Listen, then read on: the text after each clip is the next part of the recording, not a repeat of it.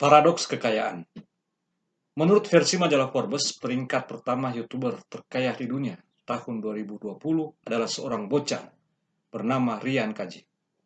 Dengan konten unboxing serta ulasan mainan dan game, Ryan Kaji berhasil mengumpulkan uang sebesar 420 miliar per 1 Juni 2019 sampai 1 Juni 2020. Luar biasa sekali. Masih bocah, hanya dengan unboxing, mainan, dan game, setahun dapat mengumpulkan uang sebesar itu. Ini terbalik 360 derajat dengan jutaan orang sedunia yang mesti banting tulang untuk hanya dapat makan sehari. YouTuber terkaya menyusul Ryan Kaji adalah Jimmy Donaldson atau Mr. Beast yang berhasil mengumpulkan uang sebanyak 342,6 miliar. Konten video di kanalnya adalah perpaduan aksi dan humor. Setelah Mr. Beast adalah kanal Dude Perfect dengan konten permainan dan olahraga yang dimainkan secara unik. Dan seterusnya. Sungguh aneh dunia ini. Orang dapat tak perlu bersusah-susah payah, bekerja keras, meniti karir, berjuang membangun bisnis, tak perlu sekolah tinggi-tinggi untuk dapat menjadi orang yang sangat kaya. Tak perlu bikin barang untuk dijual, tak perlu menukar produk barang dengan uang untuk dapat keuntungan. Hanya dengan kemampuan menghibur orang-orang banyak, mampu menarik perhatian jutaan netizen agar mereka dapat menikmati tawa, merasa tegang, merasa seru, dan soal-soal yang berkaitan dengan kejiwaan lainnya. Para YouTuber ini dapat mengumpulkan uang banyak. Lalu siapa yang berhasil membuat segelintir orang itu menjadi milioner? Ya, penonton setia mereka tentu. Siapa mereka? Mereka yang punya smartphone dan koneksi internet. Semua itu mereka beli atau bayar sendiri, lalu menonton video para YouTuber itu tentang semua hal yang tak dapat mengembalikan biaya beli HP dan data internet itu. Dan para YouTuber mendapat bayaran dari pengiklan melalui YouTube. Ini yang paradoks dengan kekayaan. Segelintir orang dapat dengan waktu yang singkat menjadi kaya sekali.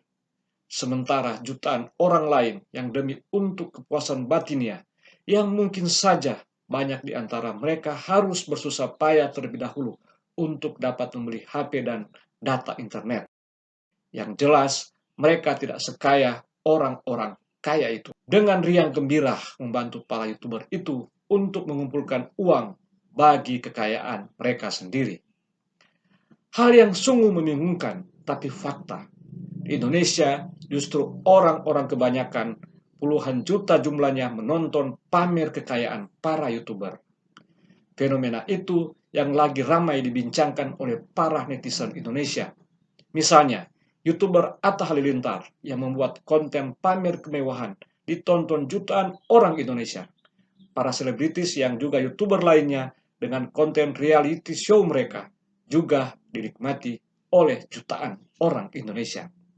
Jutaan orang yang menikmati kemewahan para orang kaya itulah yang berperan penting bagi para YouTuber ini untuk menjadi kaya. Di Indonesia kekayaan adalah tontonan orang banyak. Inilah paradoks yang paling sempurna, yaitu ketika pertunjukan kekayaan dan kemewahan dapat melipat gandakan kekayaan pula. Dan orang banyak secara massal membantu secara gembira dan seolah menemukan kepuasan dari itu, yaitu proses pelipat gandaan kekayaan. Padahal inilah kekayaan kehilangan nilai moralnya, meskipun ia masih tetap bernilai sosial. Tapi lebih daripada itu, seolah semua proses itu menghilangkan kepedulian atau kesadaran orang pada kenyataan bahwa kemiskinan sedang membawa orang-orang banyak pada kehancuran masa depan. Lalu, apakah salah orang menjadi kaya? Sudah tentu tidak. Adalah hak setiap orang untuk menjadi kaya.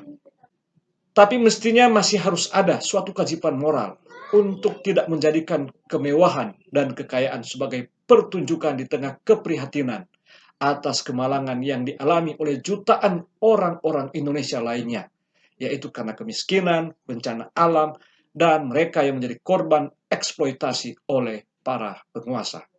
Demikian saya, Denny Pinontoan. Salam.